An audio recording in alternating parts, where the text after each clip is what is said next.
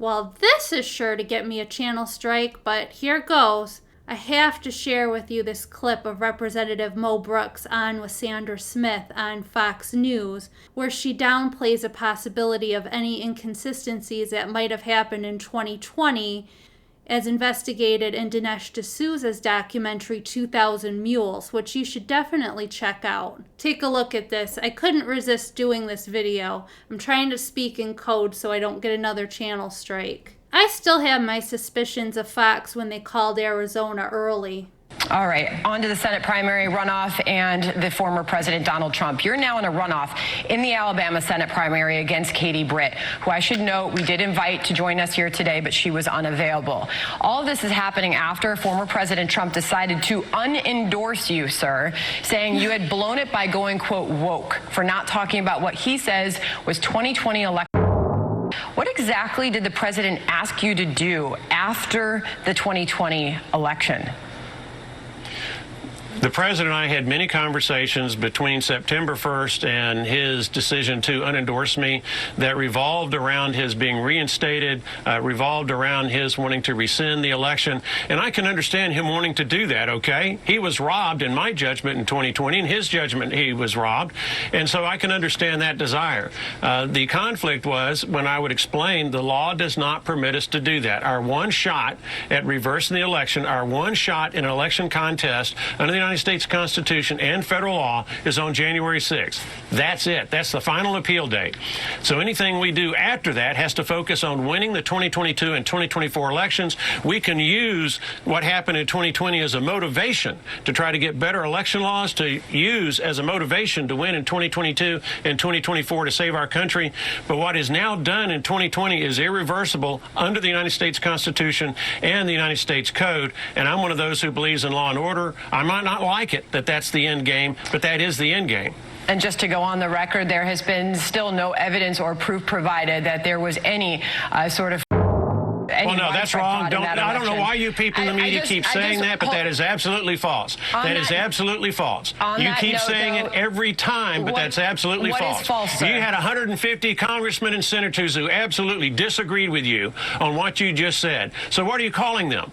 What are you calling them when you say 150 Republican senators and congressmen looked at the voter as a major problem? What are you calling the Commission on Federal Election Reform, a bipartisan committee with Jimmy Carter on the one hand and James Baker, Ronald Reagan, White House Chief of Staff on the other, back in 2005, who analyzed the systemic weaknesses, the systemic flaws in our election system, and warned us that elections are going to be don't fix these problems, and those problems were not fixed. Okay. So I don't know who's telling you there's no evidence, but that tells me you haven't done your homework. I'm sorry, but that's the way it is. The courts and the judges that have the courts. Wait, time out. Don't go into that. Don't go into that. All right. Don't go into that. The courts do not have the. Wait a minute. No.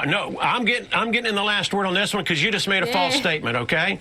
The courts are not the final arbiter of who wins federal election contests. Congress is. That is required by the United States Constitution. That is required by the United States Code for congressmen and senators and the president. So don't be surprised that courts don't usurp the power that is authorized in the United States Congress. Let me just quote the GOP commissioner in Wisconsin in the Wall Street Journal today, printed, and I will read it verbatim. He said, "There is no evidence that election the reason Trump lost in Wisconsin, and that is not for lack of looking. His advice to your party is to pivot away from these conspiracy theories, focus on the issue that affects Wisconsin families and their pocketbooks." Sir, I want to move on to January 6th. Okay, then look at the judge's opinion. Look at the judge's opinion in Pennsylvania that talked about over 2 million. Yes, that was their court order. Sir, look at the special investigation of a former Wisconsin Supreme Court justice who found significant nursing homes in the state of Wisconsin. Okay. Look at the 2000 Mules documentary that has come out. Look at how many mass mail-out across the United States for which we have no security. Okay. She don't want to discuss 2000 Mules. I wonder who Fox News is in bed with. They sure do want to shut down any discussion about inconsistencies in 2020, don't they? And that has been looked at and fact-checked by multiple outlets, including Reuters, who have debunked that as any sort of proof that there was widespread. Right, but other people have fact-checked. She wants the last word. And find you absolutely wrong, Sandra, but keep going with that story if you wish. Okay, thank you, sir. Respectfully, I want to move on to January 6th and the committee. Let's move on to January 6th. Are you getting subpoenaed, Representative Mo Brooks? I want to know. Sandra Smith is not my favorite. You know why? Because whenever anyone's talking, she always goes, uh-huh, uh-huh. I had a friend that did that whenever they lost interest in what I was saying, and I personally take offense to this. Have you been subpoenaed? Have you been served a subpoena, as it has been confirmed 4 other Republican congressmen have? I don't know if the committee has issued a subpoena or not, okay, because I haven't been privy to any conversations with them. All I hear are media reports, but I can say for a fact that I have not been served with any kind of documentation, and there is no subpoena until it's been served on the person to whom it is directed. Okay, and you have signaled this week that you're not going to comply unless certain conditions are met, including testifying in public. Should we expect to, if you are indeed served or have been served, to see you testifying in public before this committee? Well, I have to get with my colleagues who have been purportedly subpoenaed. At least they say they have been served. I don't know why I haven't, and some of them have. I guess with Kevin McCarthy, he went out of his way to accept service.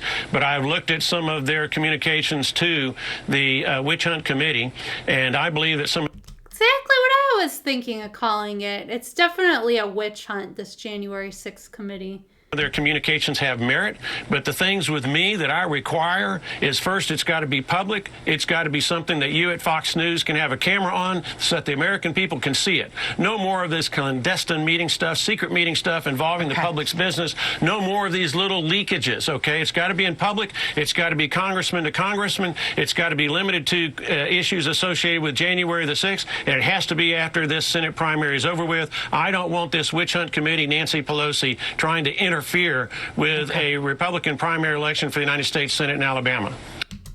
Amen.